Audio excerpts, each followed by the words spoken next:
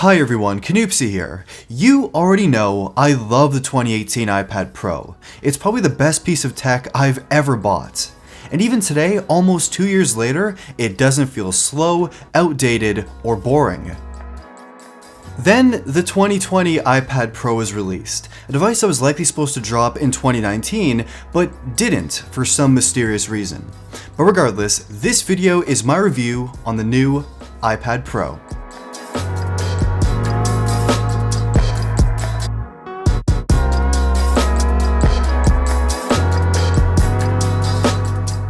Quick thank you to our sponsor Paperlike, an accessory for all iPads that makes writing and drawing with the Apple Pencil feel just like paper. Hit the link in the description to learn more. So the iPad Pro's design, updated in 2018, still feels timeless today. It looks gorgeous, it feels amazing, and is quite nice to hold. It's not too heavy, it's just right. The Smart Keyboard and Apple Pencil, for me, are definitely essential accessories. The keyboard allows you to prop up the iPad and gives you a much better typing experience than just the on-screen touch keyboard.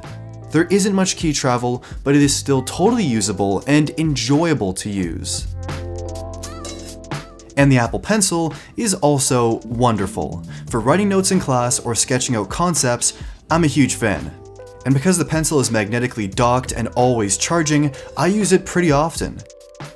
Now, it's not really as essential as the keyboard is in my opinion, but if you do plan to do any sort of writing, drawing, or just navigating your iPad and want a more precise tool, definitely check out the Apple Pencil. Now, the only major visual change compared to the previous iPad is the new dual camera setup with LiDAR sensor. You have an upgraded main camera just like the iPhone 11 and a wide-angle camera as well.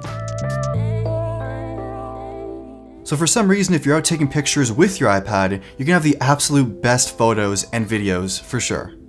But more useful and far more practical, the cameras are great for scanning documents and quickly signing. Or taking a photo of a room you want to redecorate and draw your vision. That's what a camera on an iPad is for mostly, not really for beautiful shot on iPhone style photos. And that new 3D LiDAR sensor has potential for huge future augmented reality capabilities that are not really here today.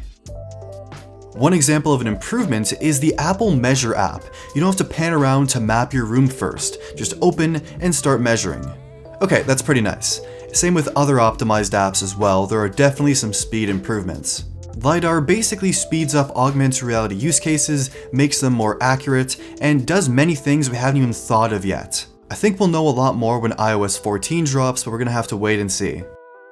Also, the front 7-megapixel selfie camera is just alright. I also wish the front-facing camera was centered on this device in horizontal mode, as when I'm filming videos like this or doing conference calls, I always feel like I'm off-center. Also, the camera doesn't shoot 4K, but what you do have here is a set of new studio-grade microphones like the 16-inch MacBook Pro. You're listening to them right now.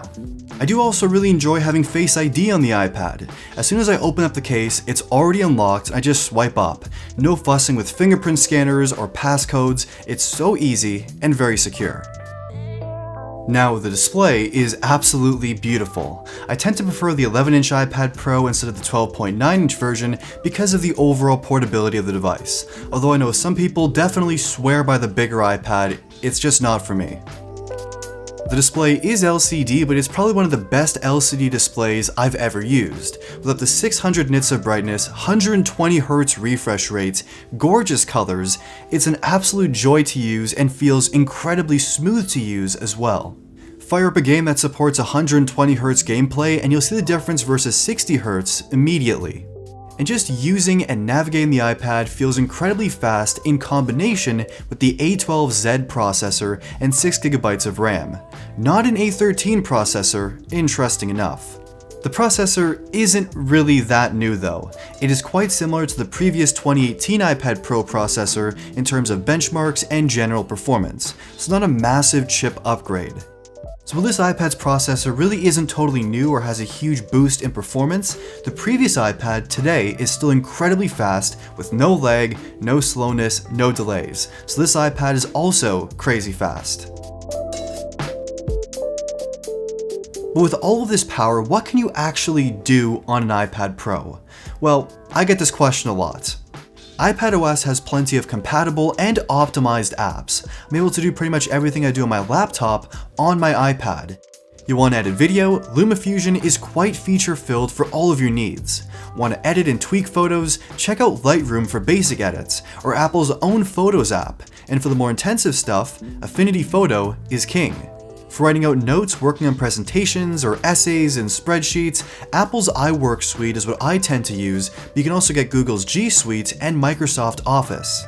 For handwriting notes and brainstorming, Notability is my go-to. For sketching, Procreate is killer, and you of course have all the regular entertainment and gaming apps you expect as well. You can also pair a Bluetooth controller. Xbox and PS4 controllers both work and have more control with your gameplay. And with the latest version of iPadOS, Apple has added much improved and more well-developed mouse and trackpad support. The circular cursor adapts to the user interface in various areas. It's customizable, and right-click is actually a thing here. So you can right-click for more options and to save things just like a regular desktop mouse. It's like Apple is actually finally listening to what people want with their iPad. And also, the new Magic Keyboard dropping in May with a trackpad is going to be absolutely amazing. There's also the wonderful things like a USB-C port, which lets you plug in a huge range of accessories, monitors, and storage devices, and combined with Apple's now pretty solid file and download manager, the iPad is usable for actual work. And doing actual work, or not doing any work, the iPad has great battery life. Intensive days of schoolwork, editing photos, sketching, taking notes, and multitasking, or more relaxed days at home just watching Netflix and using social media, the iPad always makes it through a full day, no stress. Okay, here's the truth. If you have the 2018 iPad Pro, you definitely don't need to rush out and buy the new 2020 iPad Pro. It's just not that big of an upgrade. And if you want to save some cash, look for a now on sale, refurbished, or used 2018 iPad Pro if it's your first iPad. And if you want to buy that Magic Keyboard for your older iPad, it does work. No upgrade necessary, the 2018 one is compatible. The biggest future upgrades to come to the iPad will be results of software with iPadOS. Apple kind of hit the peak of perfection with the 2018 iPad hardware, and there isn't that much they can do to make that even better. And the 2020 iPad is proof of that. It is not a huge upgrade, and I wouldn't expect many future huge upgrades to come to the iPad either, besides software. But if you've been wanting to buy an iPad Pro and you want to buy it brand new, I can tell you, this iPad is well worth it. The iPad Pro has changed the way I work, the way I deal with school, the way I relax, the way I brainstorm. It's changed the way that I actually see and use computers. The iPad is basically a vision of the future of computing that is somehow here today. This video was sponsored by Paperlike with their new Paperlike 2, a special screen protector for your iPad that gives you more control with your Apple Pencil when you're writing or drawing. It adds just a slight grip and texture to your display just like a real sheet of paper and gives you a much more realistic and natural feel. Drawing on glass can kind of be slippery and slick with the Apple Pencil, while drawing on Paperlike just feels much better and far more natural. It is very easy to install and also reduces glare and fingerprints on your display. It's available for all iPad models with free shipping and 100% satisfaction guarantee. Hit the link in the description to buy Paperlike for yourself. In a perfect world, what does the perfect iPad look like to you in terms of hardware and software? Do you plan to buy this iPad? Do you already have an iPad? What do you do with your iPad? Tell me in the comments down below. Also, like this video, subscribe, hit that bell, and thank you for watching.